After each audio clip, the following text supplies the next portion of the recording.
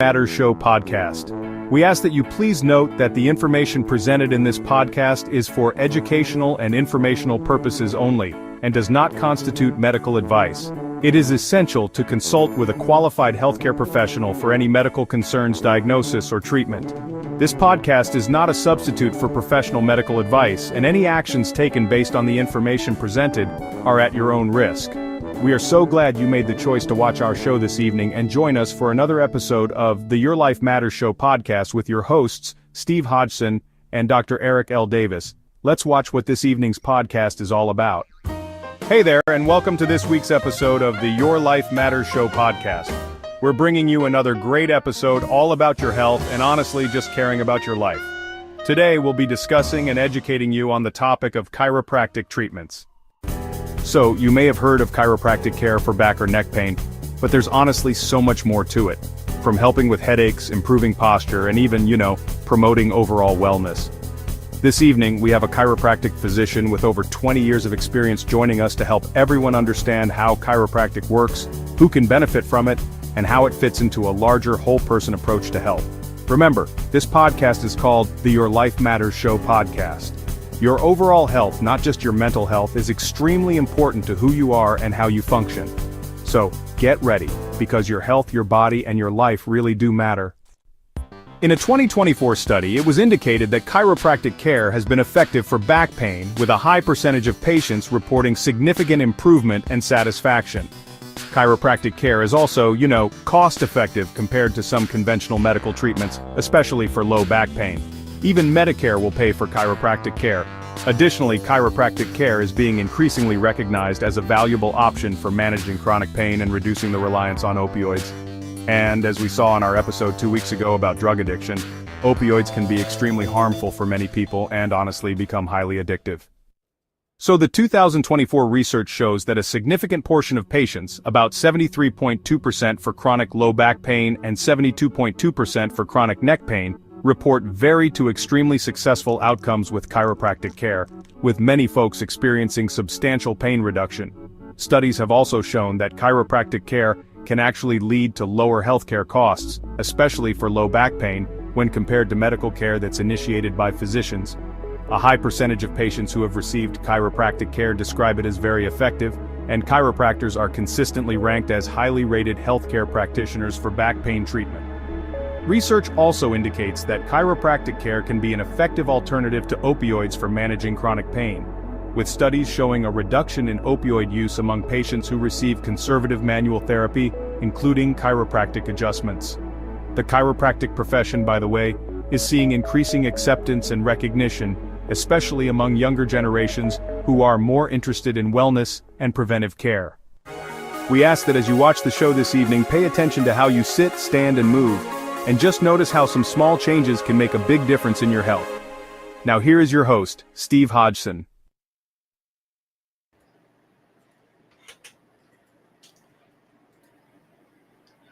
Well, okay, if we come up here. Well, good evening and welcome to the Your Life Matters Show.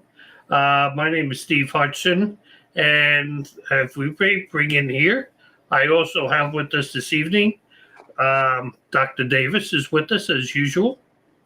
Well, you may have noticed a slight change in Dr. Davis. You see, I'm not fooling or lying to you. This is not Dr. Davis, but it is Dr. Davis. Okay, have I confused you yet?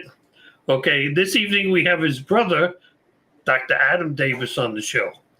Okay, Dr. Eric Davis is on the road today. He couldn't be with us.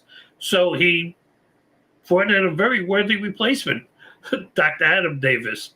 Now, I've known Dr. Adam Davis for a very long time. He actually is a good friend, and he was also my chiropractor when I lived in Indiana. Now, Dr. Davis grew up in North Vernon, Indiana, and is a third-generation chiropractor. Now, if you remember last week, you heard Dr. Eric Davis talk about his grandmother, which is obviously his grandmother too, and their grandfather, Dr. F.G. Leake, practiced chiropractic for 32 years. Okay, Dr. Adam Davis has been in private practice since January of 2006. Excuse me, my voice with allergies today is really going. He's a licensed chiropractor and a holistic health advocate. Okay, he has a bunch of clinical experience, honors, awards, and has studied numerous adjusting techniques. Now, you can read all about him and his practice at northvernonchiropractic.com. Now, Dr. Davis, welcome to the show this week. I thank you for joining us, and thanks for filling in for your brother today.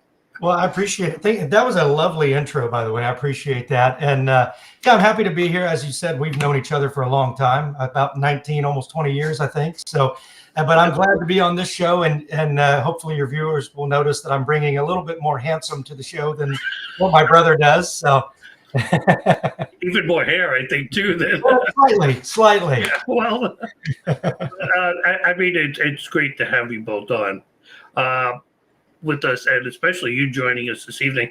I haven't seen Dr. Adam Davis and I, with Adam, goes back a while with us. As you said, we've been friends for a long time. Actually, you were a chiropractor in one of the places I was doing a website for. Correct. I think that's how we met. And then he started adjusting me, and then we became friends. This was before he was married, too. And he was part of our paranormal group for a really, really long time. And now he's married. You have 3 children now, correct? 3 kids. Okay, I thought so. I just wanted to make sure. Yep. You know, I just blame it on age if I'm wrong. That's what I usually do. But, you know, it's really great having you here. But tonight I'm just going to jump right into the subject, which, as I said, I have a great belief in its effectiveness because I've been a chiropractic patient myself since I was 18, and I'm 66 now. So now I'm going to ask you in basic terms, what is chiropractic? So I describe chiropractic, I say it's a form of healthcare, and it focuses primarily on the diagnosis and the treatment of mechanical disorders, you know, of the musculoskeletal system, so bones and muscles. Particularly, we focus on the spine and the spinal cord, you know, that runs through the spine, which is the nervous system. And the belief in chiropractic is that some of these disorders that we get can they can affect your overall health through the nervous system. Since the nervous system controls everything in your body, we want that to function as well as it can. So it's the idea that misalignments or restrictions in your spine or other joints can interfere with that nervous system's ability to send signals freely and function properly, and that can lead to health conditions. So we fix that by adjusting the spine, using spinal adjustments, other manual therapies to improve the mobility and the motion and the structure of the spine. So that's a natural healing modality without any drugs or surgery. Good, really good response. So let's back up a little bit for someone who's joining us, and there are people who've heard of chiropractic, but really have never gone to one. Mm-hmm. Okay, explain to me, educational-wise, what's the difference? Because we call you a doctor, and people will say, well, they're not really doctors. Explain to me the difference in schooling between you and a regular, let's say, MD. Sure. The schooling is, there's a lot of similarities in that, you know, you go to undergraduate, you know, college, get a 4-year degree first, and then you'll go to chiropractic school. The major difference between chiropractors and medical doctors is that when we do our schooling and they do theirs, when they get done, they'll go to a residency, and chiropractors, once we graduate, we go into practice. And that's basically the same thing as what dentists do, what optometrists do. It is a doctorate program. It's 10 trimesters. So a trimester is the same thing as a semester, but we go year round. We don't take the summers off. You know, I think when I graduated, I think I had 306 credits. It was 4,850 hours in a classroom. So it's extensive training, it's extensive education, and we learn a lot of similar things to what our medical counterparts learn as far as the body and the anatomy and biochemistry and all of that. And then they focus on, you know, disease processes, internal process and internal medicine and pharmacology, you know, surgery and those things. And we focus on the spine and the nervous system and, you know, treating the musculoskeletal system. And, you know, and I've always found in all the years I've gone to a chiropractor that they are just as knowledgeable as a regular doctor is. I mean, really, you know, I would trust, you know, your opinion better than I've trusted like 90% of the doctors that I had. Mm-hmm. Okay. And I think a lot of that is it depends, kind of probably what the problem is or what you're talking about. But chiropractors tend to be obviously we're much more holistic and natural because that's what we don't prescribe drugs or surgery.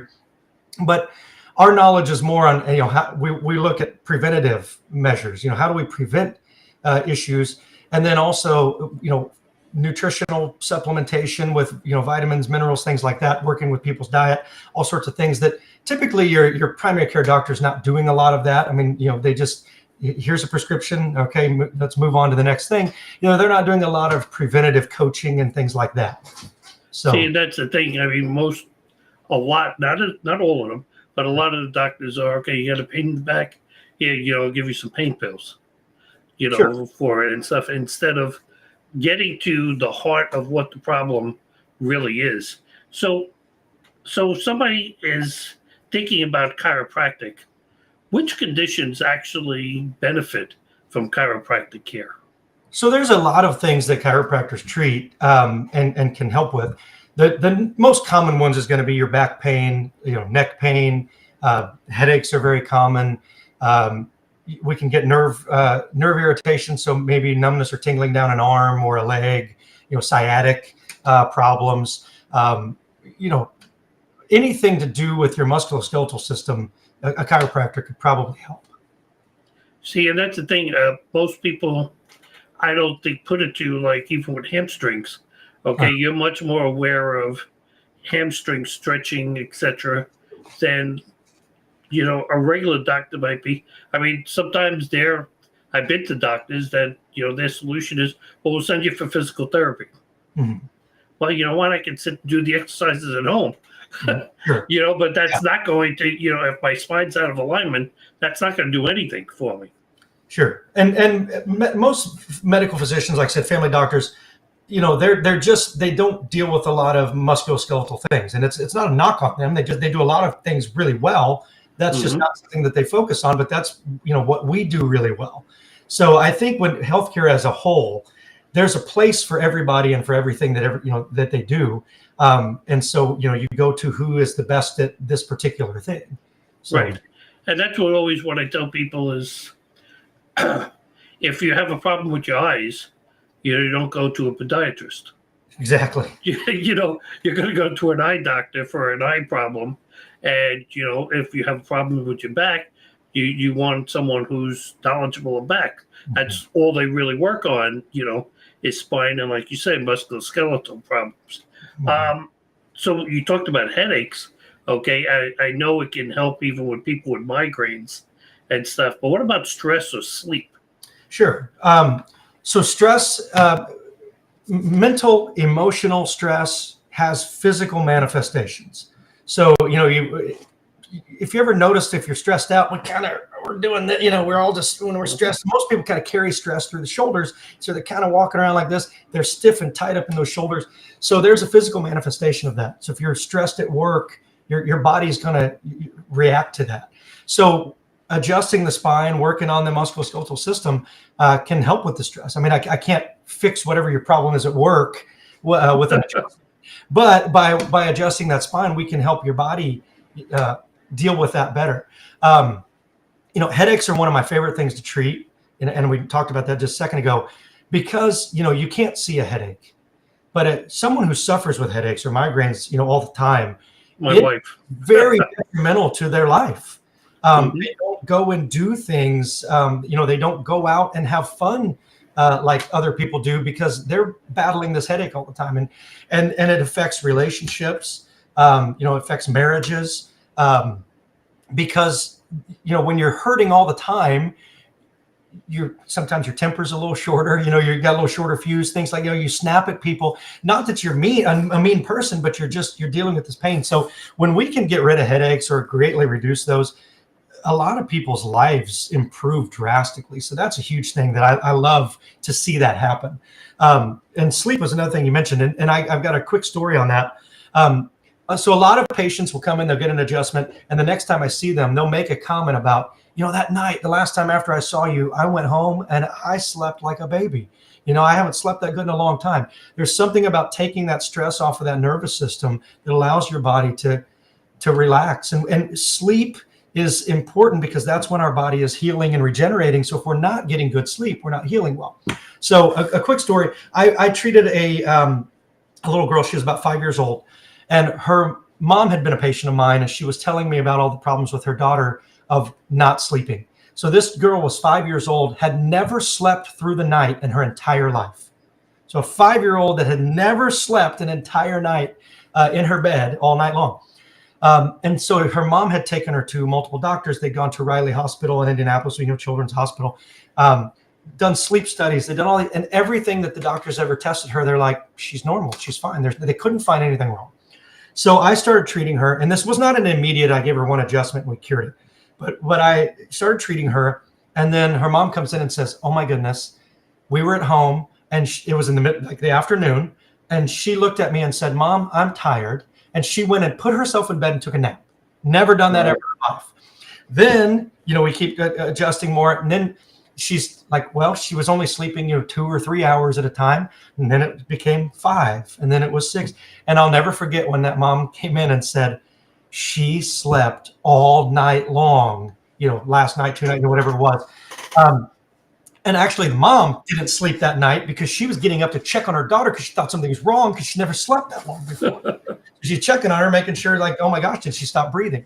And so by the time we were done, she had gotten to a point where she was sleeping through the night much more often than she wasn't, but she maybe wasn't necessarily every single night perfect. And I actually ended up at that time, I left that practice because we moved back to North Vernon. So I didn't actually get to finish treating her, but I had gotten to her where she was having much more sleep-filled nights than she was not having sleep-filled nights. So that was really cool to see. It's funny because when you're saying that, we always say you slept like a baby. I don't know too many babies that sleep through the entire night. Okay, don't sleep real well. I don't know where that came from. But. I slept like a dead person. I think really fits that description a little better. But now, I when I was talking about doing the show, I hear friends say this all the time. Yeah, I'm going to get my back cracked. Mm-hmm. Okay. So I want to get this out of the way. It's a stupid thing, but it's something we hear all the time. Explain, what is that cracking sound that people are hearing when they talk about they want to get their back cracked? So the popping sound, the cracking sound, and there's lots of people that watch TikTok videos, and there's all these chiropractors, and they love to hear those pops. And the pop of itself, I want to say, is neither good nor bad. That is not what the purpose of the adjustment is to make noise. The purpose of the adjustment is to move the joints. We want to restore that motion to the joints to take pressure off those nerves. But the popping sound itself is just air. It's gas that's within the joint itself. So there's a capsule around every joint in your body, but especially in the spine. So when we perform that adjustment and we push that joint a little bit beyond its just normal range of motion, that air that's been trapped in there because it's not been moving properly, air traps in there. So that air escapes. And that's what the pop is. It's just air escaping from the joint. I've made the joke with patients before that much like when you pass gas, as a person, it's air, it's gas that's coming out of your body. So I've jokingly said that an adjustment is the sound you hear from that is kind of like a joint fart. It's kind of like your joints just releasing that gas and that air. That's a very technical term, by the way. But yeah, it's just air. So a lot of people think it's bones rubbing together, or it's this, tendons and muscles and things rubbing. None of that's happening, because if bones rub together, it hurts. So it's definitely not that. It's literally just the air. That's the atmospheric air that's around us all the time. I can see that as a clip. It's just Well, I love to give you sound bites, Steve. Yeah, there you go. You gave me a perfect one there. Now, as I said earlier, firsthand, I've seen the benefits of chiropractic care, and especially maintenance.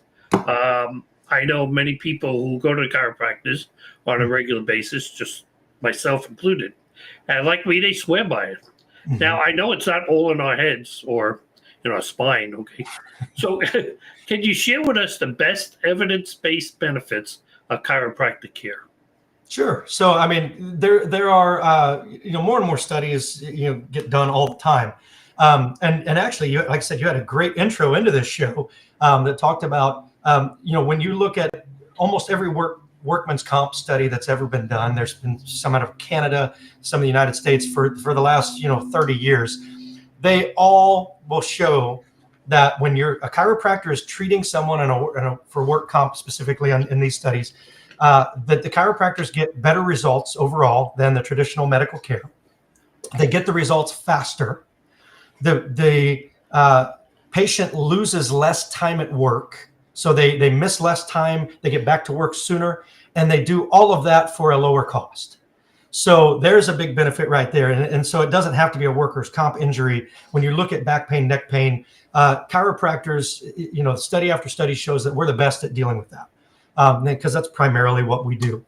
So when back and neck pain, we are by far the best, fastest, cheapest, all of those things. There are lots of other things, again, that evidence shows that we help with, like we've talked about, headaches, nerve pains, disc bulges and herniations, to a point. Now, obviously, if it's a surgical case, that's different, but more mild ones, we have great results with. So yeah, there's lots of data, and again, there's more of that coming out all the time. Even insurance companies, oftentimes, when a doctor may say, we want to do a MRI on this patient, because those are expensive. So oftentimes they'll say, well, we're not going to approve that until you send that patient to a chiropractor first, and see, give them a chance, because they may be able to help before we go and spend $4,000 or $5,000 on this MRI. See, it's interesting because I know we've discussed this in the past about Medicare. See, even Medicare believes in chiropractic care. Sure. Yeah. But, what we deal with is that the exam they won't pay for.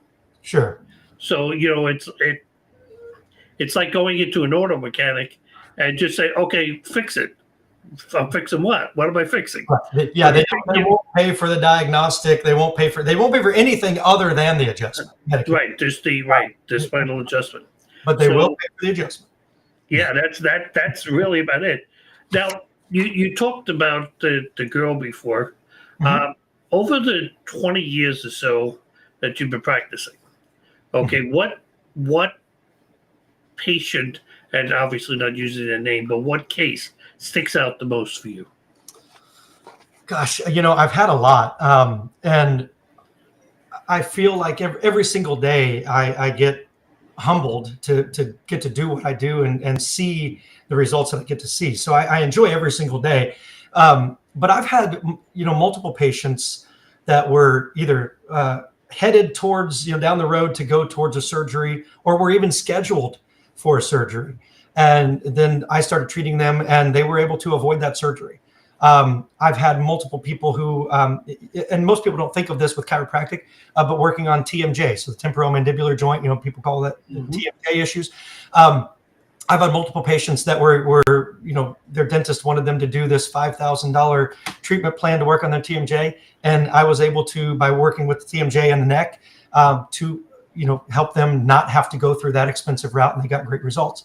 I had one patient, so you asked me about one. I had a patient, and this was a woman with very, very bad headaches. And we were able to get rid of the headaches, and her life, had turned around. She had told me, my kids don't want to be around me. My husband, my marriage is on the rocks. My husband doesn't like to be around me because she's just short and, ill-tempered all the time. So when we got done, she literally told me, she said, you saved my marriage, because my husband was about to walk out on me because I was in pain all the time and I was just a miserable person to be around. But she's like, now we're, my kids want to be around me. They want to spend time with me. We do things as a family. My marriage is better than ever. So that's an amazing thing to hear when someone tells you that. And I'll go a step further, that I've actually had two different patients who have told me that I saved their life. And the first patient told me that, and I said, what do you mean? It's not like you had cancer and I cured this deadly illness that you had. And they said, no, you don't understand, because they were so miserable with chronic constant pain. And they had been to what they thought every other doctor possibly, what anybody could do. They were so miserable. They were so hopeless. And they went and said, well, I'm going to try a chiropractor. And if they can't help me, then that's the end of the line.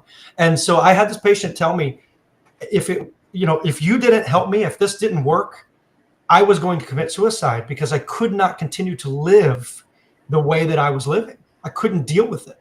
And so I actually had a second person tell me that. And so after the first one had told me that, I took that a little more, when they first said that, you saved my life, I took that a little bit more seriously. And I realized they weren't joking. But yeah, I mean, so if you have someone tell you, like, literally, you saved my life, I was going to commit suicide because I can't live with this, I don't think there's anything more powerful than that. And my grandfather, you mentioned him originally. Yeah, he was here for 32 years in North Vernon. He actually practiced 35 years, but 32 years here in North Vernon. And he told me when I was first in practice, he said, no matter how long you do this, the feeling of helping someone never gets old.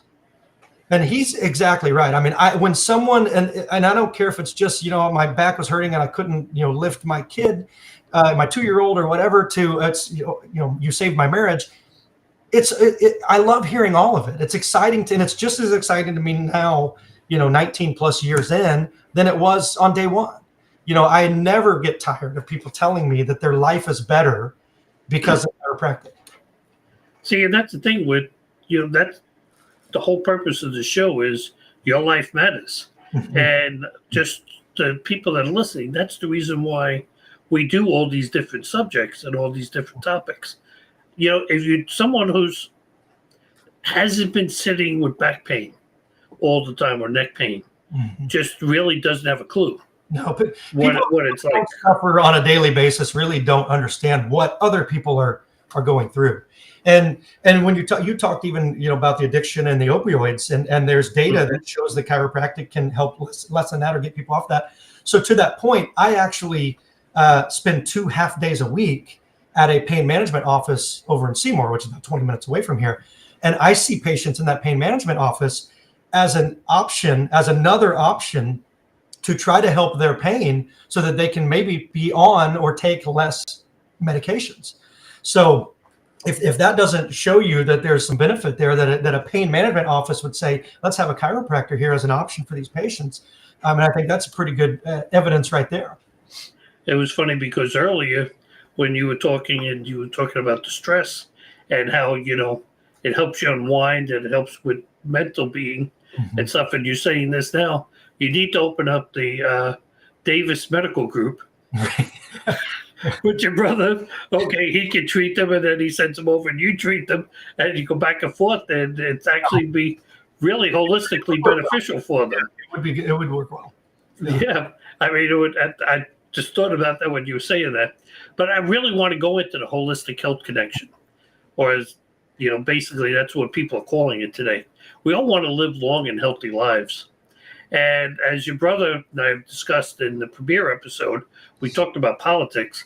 We need to disconnect a bit from social media and go out and enjoy life.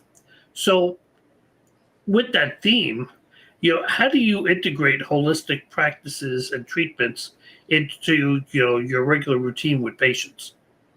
Yeah. So, I mean, chiropractic in and of itself is holistic. It's natural because we look at the whole body. I mean, we primarily concentrate on the spine, but we look at the whole body.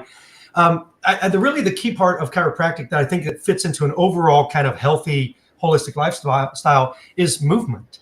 We're made to move, and movement is what keeps joints healthy. So lack of movement actually is when joints degenerate from either not moving enough or moving improperly. And for the longest time, people thought it was the opposite. You always heard, well, it's wear and tear of the joint. Osteoarthritis is wear and tear of the joint. So the more active you are, the more you beat up your joints, the more arthritis you're going to have. And that's actually not true. Proper movement of the joint is what keeps it healthy by pumping the synovial fluid through those joints, pumping the waste out. And so if we weren't made to move, we wouldn't have so many movable parts. That's what I always tell my patients. So keeping the spine healthy and moving, it keeps, keeping the spine healthy, since that's the trunk, the core of your body, everything else works off of that. So if we can keep your spine healthy and keep that as mobile as we can, that's going to allow you more opportunity to, exercise, to go for walks, to do other active things. For me, I look at the person in front of me and I go, what do they need? maybe do they need to lose weight? Do they need to improve their diet? Do they need some sort of vitamin supplementation? Or do they need something that I don't do? Do they need acupuncture? Do they need massage? Do they need neurofeedback, which is another treatment that I've gotten into, which is a brain-based approach to helping lots of other things, mental health things as well. So if I have no problem referring somebody somewhere else if that's what they need, because you got to look at the person as a whole and what's going to benefit them the most. As somebody with lung disease, one of the things my doctor tells me all the time is you need to stay active. Mm-hmm. You need to be up. You need to be moving around. And if you're sitting in pain, as I say that, I move around my chair. But I mean, if you're sitting all day long, if you're like me, I mean, I worked for like almost 18 years as an auditor, sitting at a desk all day, mm-hmm. 8 hours a day, 5 days a week. And then I went on later on to become a web designer, where most of the time I had to sit at a desk in front of a computer for almost like 12 hours a day, 7 days a week. Sure. And you have to, and the older I get, the more I realize that the better I'm feeling all around is when I'm up and doing stuff. Mm-hmm. And if your back is something that bothers you, heck, I live in, like I've said every week here, I live in a senior community. So yeah, I see that all the time. You have people walking, holding their backs and stuff. You need to get the right help. Like even for myself, I'm starting with a new chiropractor now, okay, who I think will be a better chiropractor for me. Mm-hmm. And that's going to allow me to keep going out and mowing the grass and doing all the things I need to do outside. Because it's very easy just to say, oh, my back is killing me. I'm not going to go out today. I'm going to hunker down on the lazy boy and not move, and we're going to get worse. I think we've all seen or experienced or seen, maybe a loved one or someone we know, an elderly person who maybe was fairly active, and then something happens, they break a hip or, they have some, and then they never really come back. They go downhill so fast after that because they're down, from the broken hip or what have you. And sometimes, it's 6 months later and they're dead, just because they stopped being active. I mean, not by their own choice, but they couldn't be active. Activity is so important. Activity, I watch it even with my dad. Well, I'm not watching it, I'm hearing about it, in New York, who's 93 and doesn't want to go to like physical therapy and mm-hmm. stuff. Oh, I'm 93. Yeah, but you know what? If you want to be 94 and 95, you still have, this was a person who walked up and down 3 flights of stairs once or twice a day, who now is walking with a walker. Mm-hmm. And you have to keep doing stuff. You have to keep going out there. You have to keep doing different things. How important is nutrition, bud? Well, nutrition obviously is very important. The old adage, garbage in, garbage out. What you're putting into your body to fuel your body is extremely important. I'll give patients the example. If you take an Indy car, a high performance race car, they use special racing fuel in those race cars. They don't put 87 octane gas in there.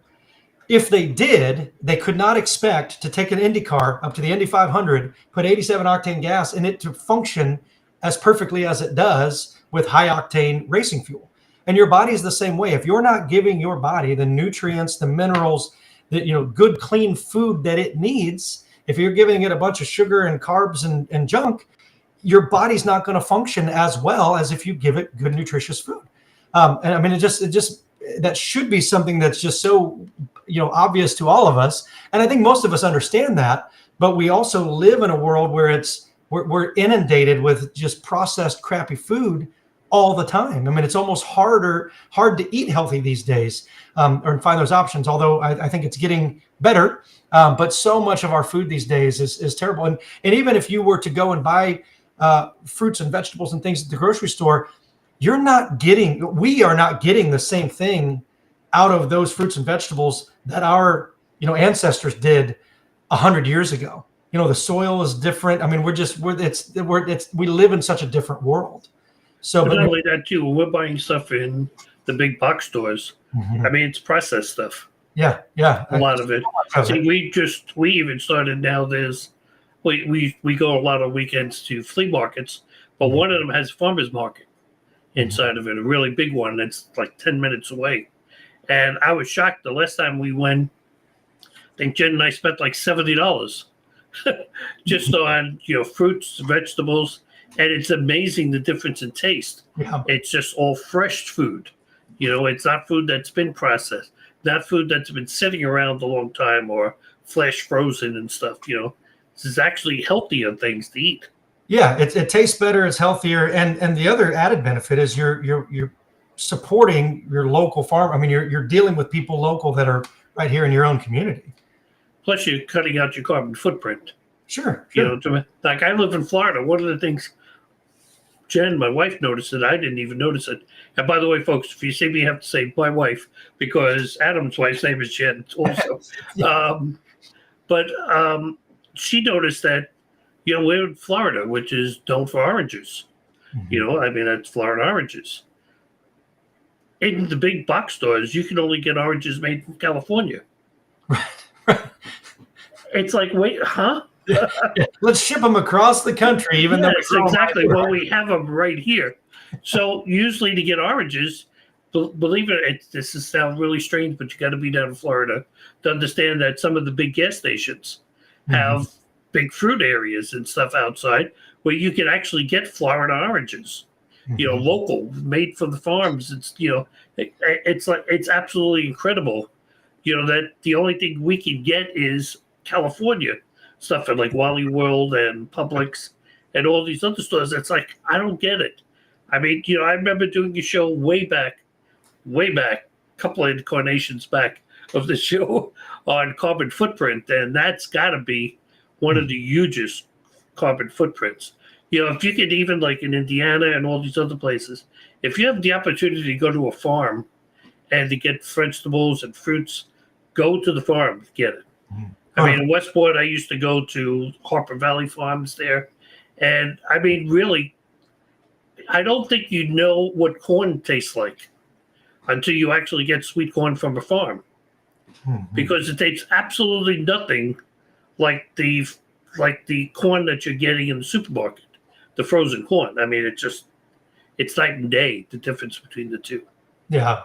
Being in a small community, rural community, I'm lucky enough that I've got some farmer patients that will bring me things from their farm, and they're amazing. Yeah, I mean, insane for the people that don't do that. So we were talking a little bit about when we live in a world and a society today where we're all trying to be safe and cautious. There's scams all over the place. Okay, try this cream or take this and cure yourself from any. Just insert any illness or disease. Heck, I keep seeing all this one about you can cure diabetes, but they don't want you to know it. Just take this herb. But many people no longer trust their physicians anymore, like their politicians, I guess. They feel like they're going to put me on some strange drug for the rest of my life. And I'll just give you a little quick story. When I was in Indiana, my doctor's nurse used to hate having to call me when they were going to put me on another medication because I'd sit and give them like the 10th degree. Okay, well, why am I taking this? Is there something else I can use instead of taking this? How long am I going to be on this? Because I'm not just going to take another medication. Otherwise, like I say, you're on it for the rest of your life. You're just not getting off of it.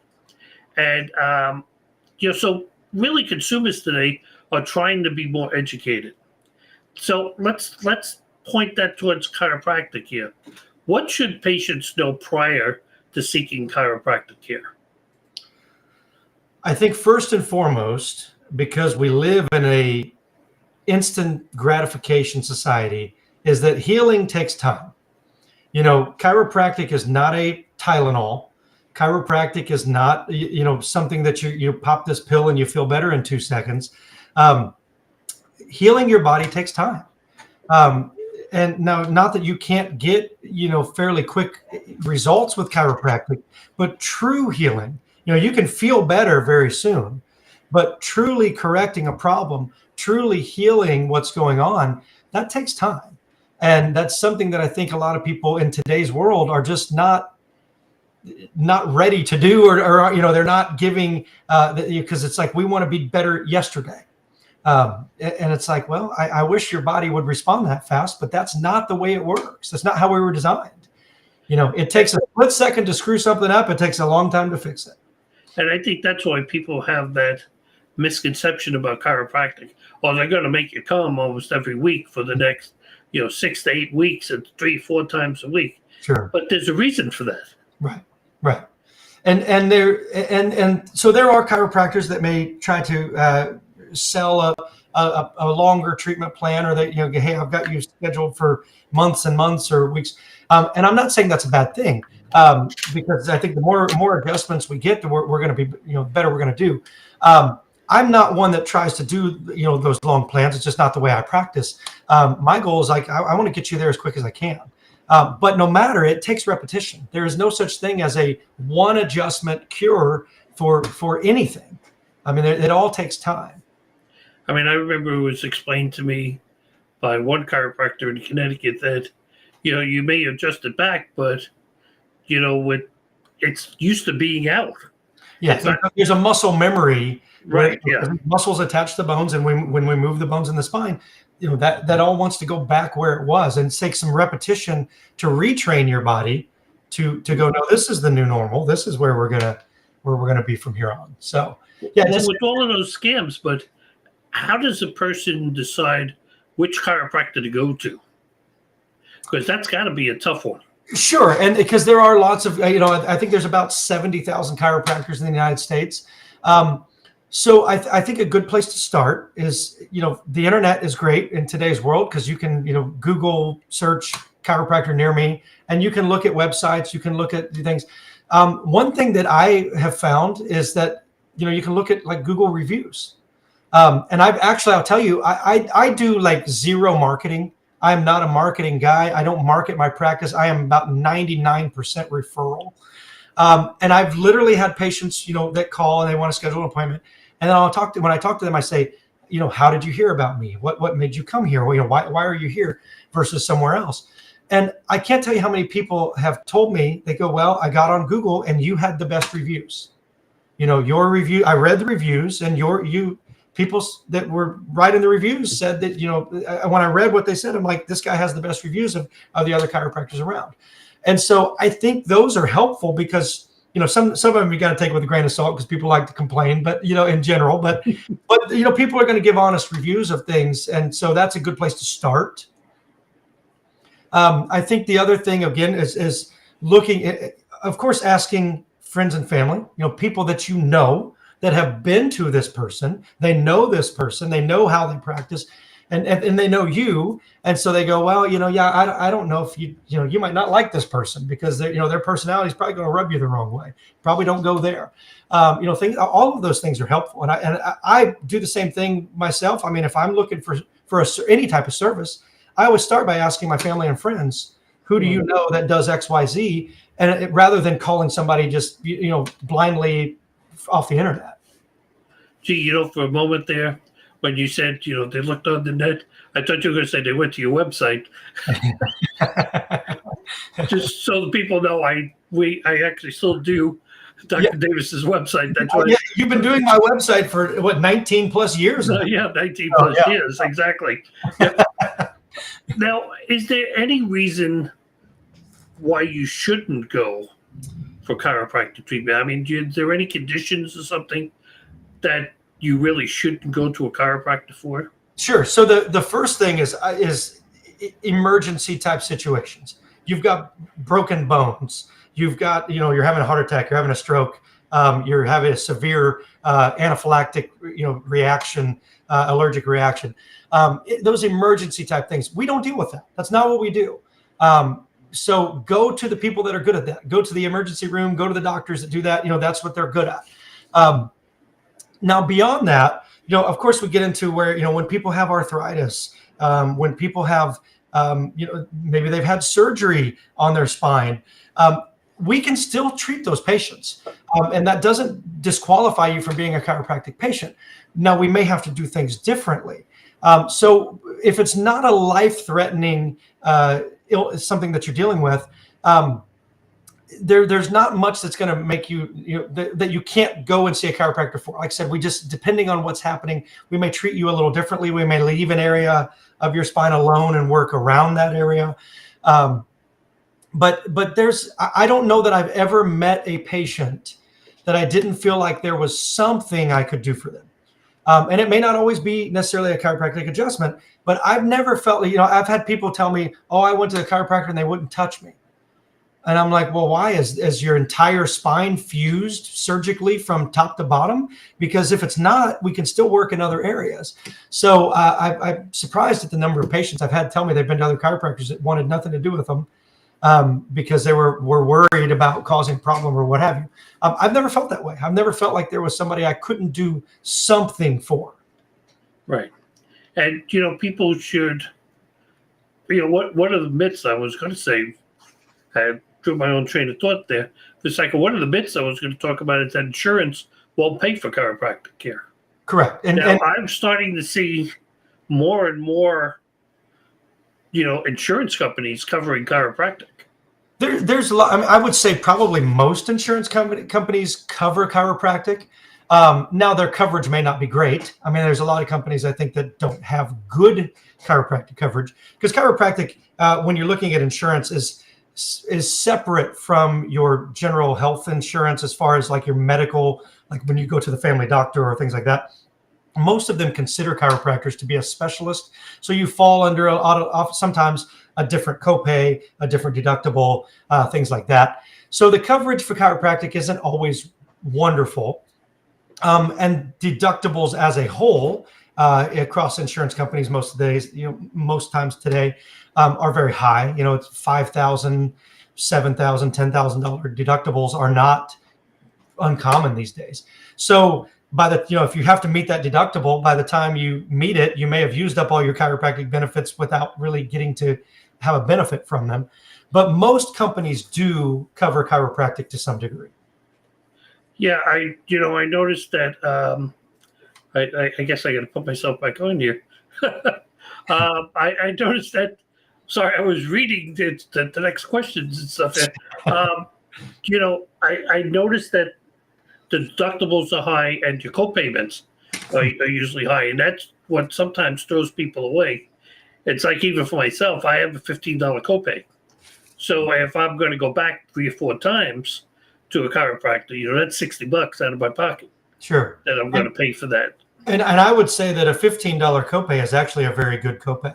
Oh, it is. A lot of them are $50, $60. I mean, at least 30. I mean, so I would say that yours is probably a pretty low copay from what, compared to most people. Well, Anthem actually has some pretty good insurance down here for retired people and stuff. So now we talked about the importance of a patient not only getting adjusted but maintaining that adjustment. Mm-hmm. And following a prescribed exercise program that can help, relieve back pain. And that's really what physical therapy is also doing by straightening the core muscles. You increase your flexibility, you increase overall fitness. And we talked about regular exercise can reduce the frequency of recurring back pain and prevent future pain episodes. Mm-hmm. So how much do you integrate patient education and self-care after adjustments to your patients? I try to educate every patient that I have. For me, I try to keep things very simple. I try to explain to them what to expect, what should be next, what should you expect, after this visit, what can we do to try to mitigate, if you're sore from this adjustment, or, some simple postural or, exercises, simple postural exercises or some PT type exercises, but it's got to be simple. And so I try to explain things very simply to them as far as here's what happened and here's what we're going to do, but also give them simple instructions for what to do next. Because I will tell you that most people don't follow through. If you give them a whole page of exercises, most people don't do that. They don't have the time. They don't have they're just not going to do that. Life is busy. But if you tell somebody, do this posture exercise that takes 2 minutes and do it, 3 times a day, they can do that. They can do that before they go to bed. They can do that, but if I go, here's 17 exercises and it's going to take 45 minutes, your compliance rate is going to be very low on that. Well, that's, myself, you taught me a number of exercises to do when I get up in the morning. Mm-hmm. When I'm still laying there in bed. I haven't even gotten out of bed yet, but to help stretch my hamstrings and stuff, because that's my major issue is hamstrings. I mean, we've got MRI'd almost my entire spine from top to bottom, and it's, it's really hamstring problems right now. And I think the problem, like you say, when you go to physical therapy, which is where they had sent me originally, gave me almost a book. Mm-hmm. Okay. And you need to do these 3 times a day. And I'm looking at it like, okay, then why am I paying to come here? I mean, really, we want that instant gratification of stuff. There's no question. I mean, that's why, things like Ozempic and stuff has gotten so popular. People don't want to put in the work to lose weight. They just want to take that pill and instantly start losing weight. How do you get them to realize the benefits of those stretches and exercises? Well, for me, I think that to get people to trust you, I try to build rapport with patients. I try to, again, start simply, start slowly. Let them to start to see that what I'm doing with them in the office is making improvements and they're seeing progress. So if they can trust that I know what I'm doing and that I'm getting them on the right track, and if we build that rapport, then I can say, hey, now when you go home, try this, do this. And I try to kind of just implement some of those things slowly after we've built that trust and that rapport. And I find that they're more willing to do it because they go, okay, well, whatever he's told me so far has been true. Whatever he's done so far, I'm seeing improvements. So I'm going to trust that what he's telling me now. I think if day one you send people home with a bunch of exercises or a bunch of stretches and say, hey, these are going to help. Not that it won't help. I mean, it's the same exercises that you might give them later, but they don't necessarily have the rapport and the trust with you yet to go, I'm gonna dedicate the time to do this. But if you can build that trust, they're more apt to go, you know what, I'll take 5 or 10 minutes and do what he said, because if he says it's going to make me get better faster and I'm going to need less visits in the long run, I'm going to trust him on that. See, I know with myself, when I had the hip problem there and I was getting that pain there and you told me certain stretches, I think once you start doing 1 or 2 and you start seeing the benefits of it, you start to understand, well, that was easy. What did I spend? 2 minutes? Right. Doing that, and even if during the day I do 1 or 2 other ones during the day, and you start to build that rapport and stuff, and you start to notice, like you said, I can't come to you right now for an adjustment. Right. I would have been there a couple of times. And when I tell somebody, you do these stretches, do this, it's in their best interest. I'm not making money on that, right? I'm not getting paid for that. So I think that's also another thing where, they go, yeah, this guy's telling me to do this, and then I'm getting some benefit from it. So yeah, I'm going to keep doing it, and especially if he's telling me it's going to ultimately make me come back here less often and have less visits. That's a terrible business move for me because I'm cutting myself out of more visits. But and that's not what it's about. It's not about me trying to make money. It's about doing what's best for the patient. But if they can see that and feel that difference, then they're more apt to do it. Mm-hmm. Now, what about stuff like yoga, Tai Chi, and Pilates? I mean, can they be beneficial along with chiropractic care? Absolutely, yeah. Yoga, actually, I think a lot of people don't realize how difficult yoga is, what a workout yoga can be. It's hard. I actually went to a chiropractic conference years ago out in Arizona, and it was one of these things where they go, hey, we're going to meet at 6 o'clock in the morning, and do this yoga workout. And I was like, I'm in good shape. It's, this will be easy. And I'd never really done yoga. We get a few minutes in, and we're doing these things and my arms are shaking. I'm sweating, and I'm like, oh my gosh, I thought I was in great shape. And I'm looking around at all these soccer moms, that are like, they're not struggling a bit. And I was like, oh my gosh, what's wrong with me? I thought, because I thought I should be in this great shape. So yeah, and yoga is, because it's flexibility, it's building core strength, it's slow, controlled movements. It's not CrossFit where you're doing, so people of all skill levels and even levels of pain or problems, can find some yoga pose that they can do. Or Tai Chi, those slow controlled movements. So yeah, those things are incredibly beneficial. And I've had a lot of patients who have tried to incorporate those types of exercises in yoga and stretching and Pilates into their care while I'm seeing them, and they almost always tend to do better. See, the first time I think we were in the Bahamas, and they used to do yoga on the beach, but it was raining that day, so there was only like 2-3 people doing it. So they brought it inside, the main lounge that was there. And we were just sitting there, and I was watching these people do it. And these older women, who probably around my age now, but they would sit there with no problem. And I was just sitting there, just like holding my breath, saying, oh, good Lord, if I even tried to get my legs stretched that far, okay, they'd be calling paramedics here. Okay, because that wasn't going to happen to you. But it is something that's, it's really good. Now, I don't want to run out of time without asking you, education, everybody hears about doctors getting continuing education. What about continuing education for chiropractors? Oh, yeah, absolutely. We have to do continuing education as well to maintain our license.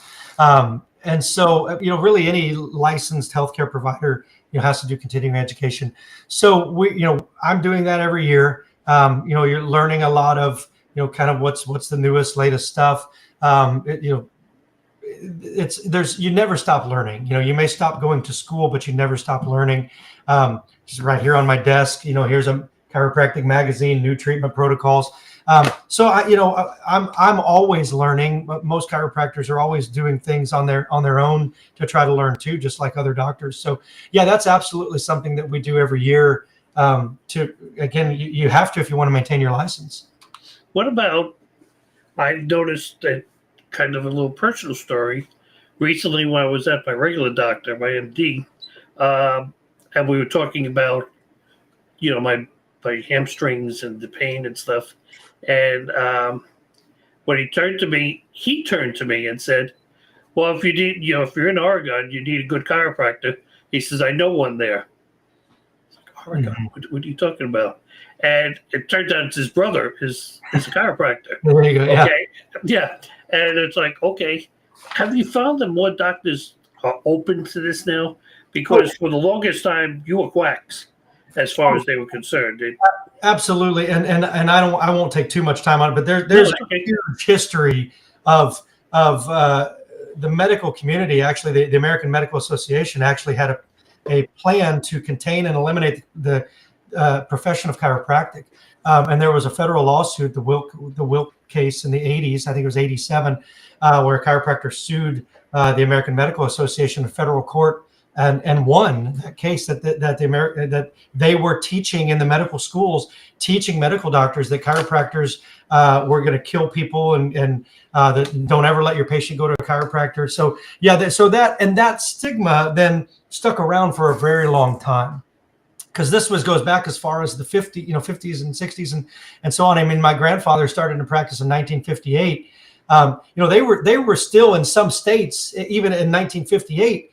Putting chiropractors in jail for practicing medicine without a license. Chiropractors had never practiced medicine, but they were actually jailing chiropractors all the way up until the last chiropractors. There were the last 2 chiropractors that were put in jail were 1975, and that was in Louisiana. Louisiana was the last state to actually recognize chiropractic as a profession and license chiropractic. So in the scheme of things, that's not that far away. But yes, today, so yeah, I still have patients that come and tell me, well, my doctor said, don't go to a chiropractor. And most of those are probably the older doctors still. But yes, the newer, younger, this new generation of doctors, I mean, the guys even, younger than me, they seem to be much more open. I get referrals from some medical doctors. I have a good relationship with some medical doctors, locally. So it's much, much better than it used to be. But yeah, absolutely. Before, chiropractors had a horrible name, in the medical community, but it stems from a plan, essentially to try to crush the profession and get rid of it.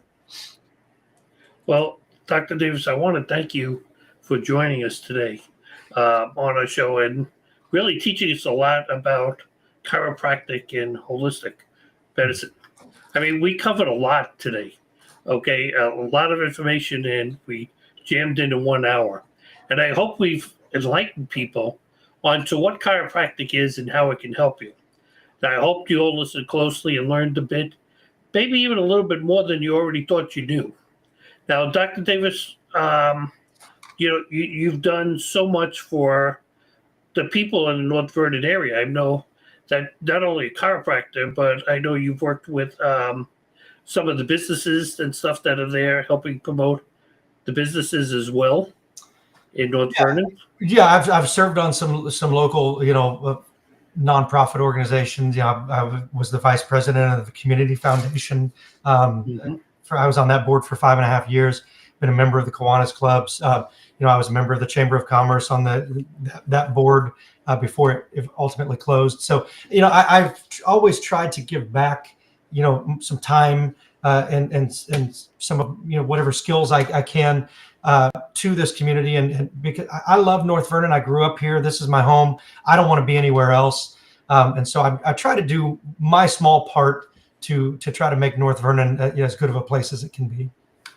Well, you've done great there. I know from living there. And, if you're in North Vernon area or a surrounding area like Vernon and stuff, and need a great chiropractor who cares, with experience, and has your best health in mind, give him a call. Okay, his information is in the description. NorthVernonChiropractic.com or Davis-Chiro.com. It all goes to the same place. Check out what he does there. He does a lot of different things, and he's also very busy. Okay, which tells you that people have discovered good chiropractic care and what it's all about. So once again, we want to thank everyone who's tuning in, whether they're watching live or watching the replay on YouTube, for joining Dr. Davis and myself on this quest. Remember to hit the like button and subscribe to our channel, and to hit that little bell and check all so you're aware of our upcoming shows. Please leave us a comment, even if it's after the show is aired. I do go back and check them every once in a while too. Now, all of this helps the channel. I mean, it really does. We're not looking to make money or anything like that. We're looking, if we talked about it the other day, the other Dr. Davis and I, that if we help one person with each episode, then we've done our job. And remember, you can visit our website at yourlifematterspodcast.com, and you can sign up for our weekly newsletter there too. So until then, remember, this is a place where every episode is a journey into the heart of what truly matters: your health, your adventures, and the issues shaping our world and your life today. Whether you're seeking inspiration or practical tips, or simply just a moment of reflection, we hope this podcast will be your compass for navigating life's diverse landscapes. Remember, your story matters, your journey matters, and above all, your life matters. Thank you, God bless you, and we hope to see you Thank you for joining again us next for this week. week's new episode of the Your Life Matters Show podcast. Please be sure to join us again next week for another great episode with your host Steve Hodgson and psychotherapist Dr. Eric L. Davis. Remember, no matter where you are in your journey, you are valuable and important. Take time to cherish yourself and those around you. Never forget, your life